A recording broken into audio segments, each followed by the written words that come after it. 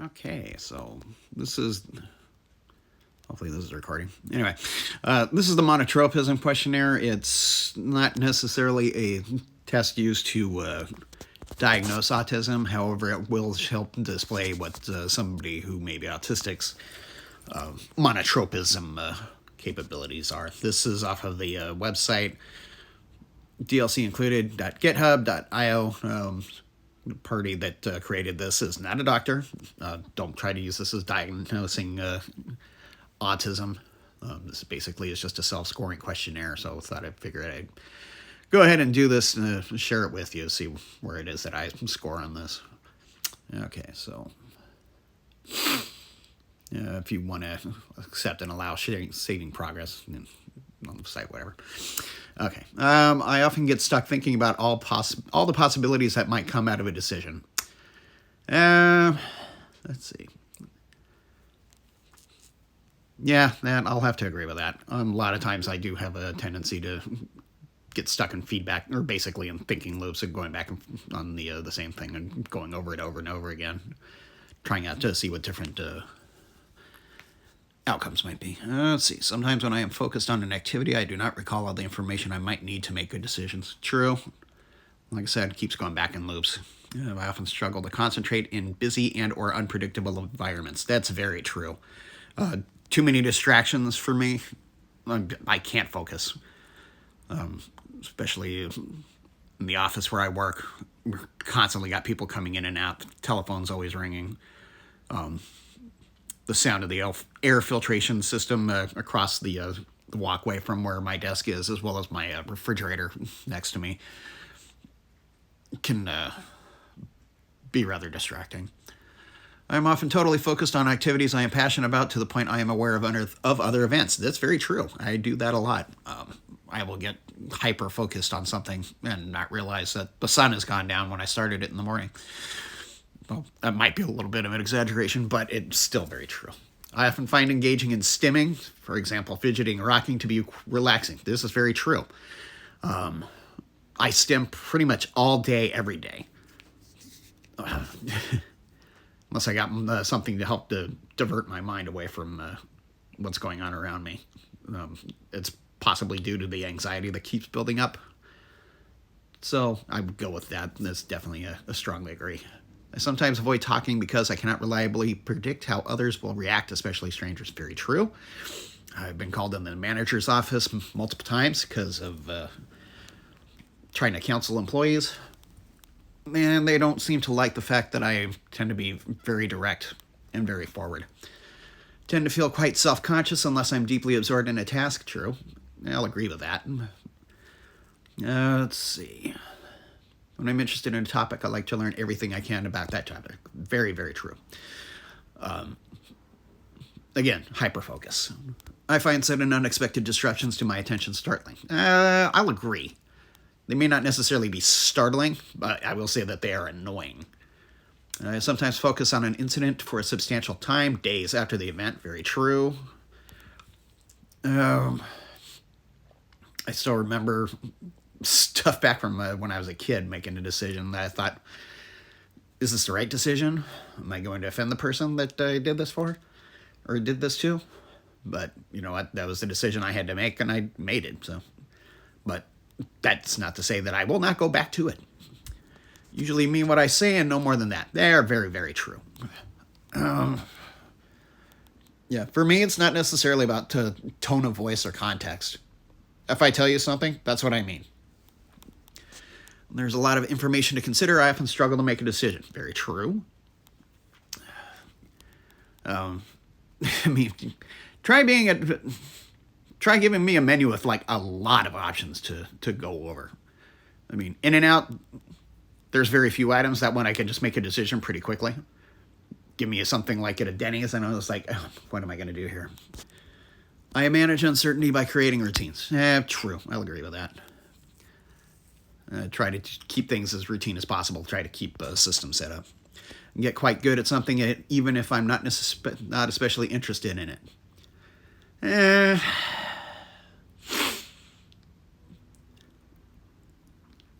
I neither agree nor disagree. I mean, I can get good at something if I'm interested in it, but if I'm not interested in it, I really can't be bothered to care.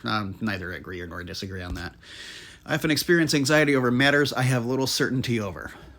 I'll agree with that. Oh, look, I often loop back to previous thoughts. Definitely agree on that. So, yeah, I often experience anxiety over matters I have little certainty over. I mean, the current time right now, we've got the Russo-Ukrainian conflict as well as Israel and Hamas. And then the fact that we're finding out that our government's also kind of threatening Iran right now is kind of leading me to think that World War III is going to be right around the corner. So, yeah, kind of anxious over that starting up. So, when I am interested in something, I tend to be passionate about it. Very true. Yeah, I will start getting into whatever it is, like really deeply, and start investigating it and researching stuff. Find it too difficult to engage in a task of no interest to me, even if it is important. Very true. I agree with that strongly. If I don't find it interesting, I'm basically going to be getting bored. All right. I'm still fascinated by many of the things I was interested in when I was much younger. I'll agree with that. I mean, I'm still a fan of Star Wars and also still a fan of Kiss, both of which I got into back in 1977.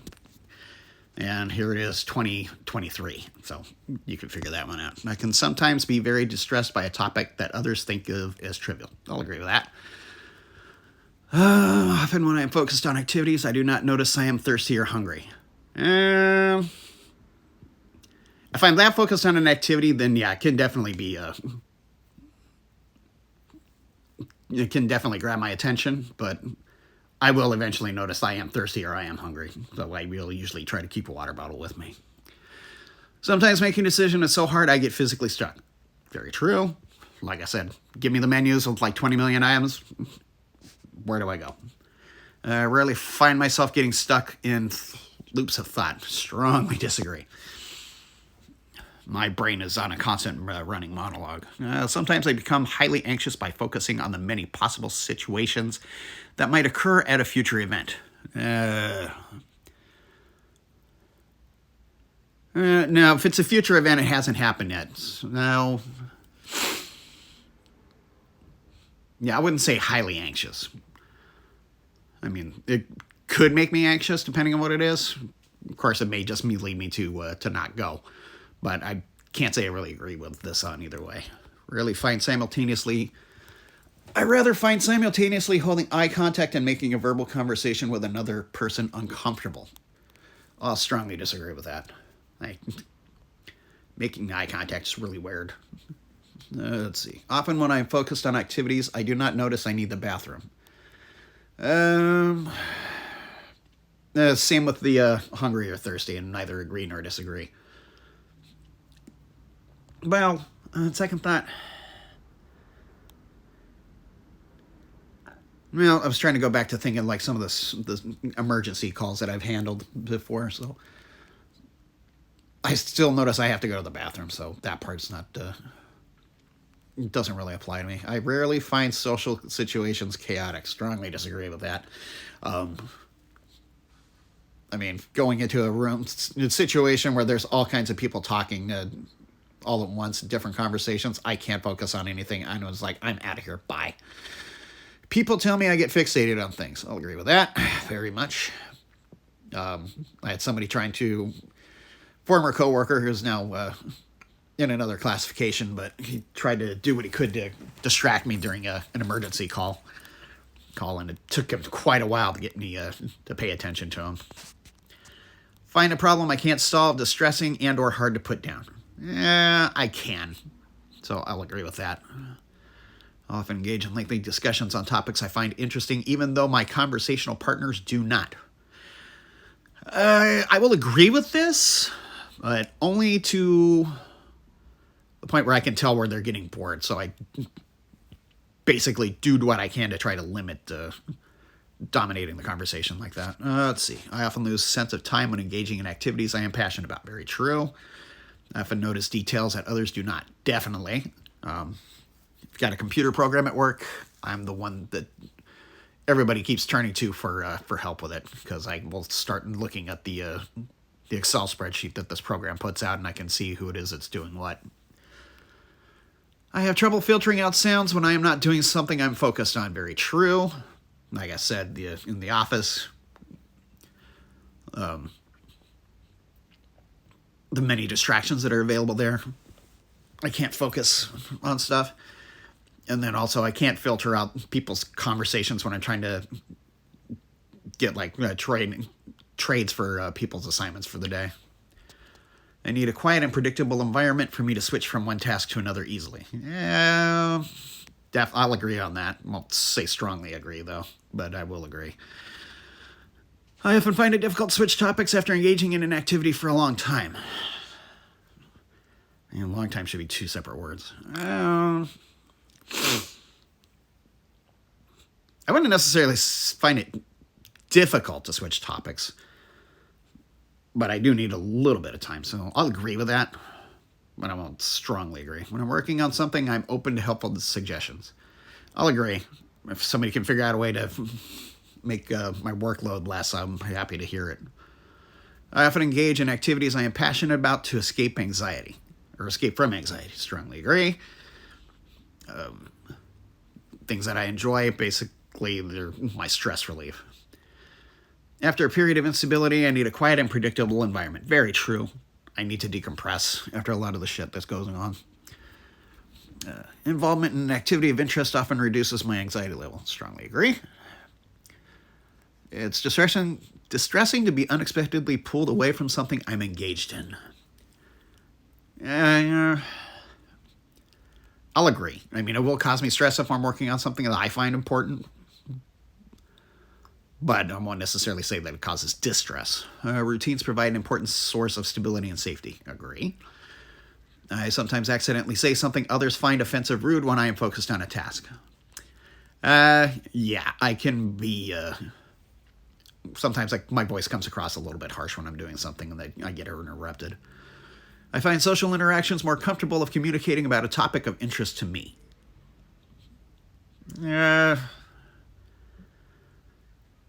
I'll agree to that to a point. Of course, I just try to avoid a lot of social interactions as much as possible, so I'll agree with that. Find it easy to keep up with group discussions where everyone is speaking? Absolutely not. Too many people going on, I can't focus on any one thing, and I'm just like, I'm out. Bye. Usually passionate about a few topics at any one time in my life. I'll agree with that. Can't really say anything. I mean, I do have my special interests. Tend to do activities because I find them interesting instead of due to societal expectations. Very true. Some of the stuff which I engage in, a lot of people may not necessarily find all that interesting, but I love them. So I don't mind if someone interrupts me when I'm in the middle of an activity. Disagree. It gets really frustrating, especially when it's something that I like doing. So let's see what I got here. Submit. Okay, so reminder. Okay, so monotropism score, 210 out of 235. Your average, 4.47. This score suggests you are more monotropic than about 83% of autistic people and about 99% of holistic people based on data from the initial validation study. So, yeah, so I do tend to get very focused in on certain things that I'm passionate about or that I find interesting, etc., etc. So you can go for this from there. So hope you enjoyed watching the video, seeing what my results are. So if you didn't, well, you can always back out of the video anyway. So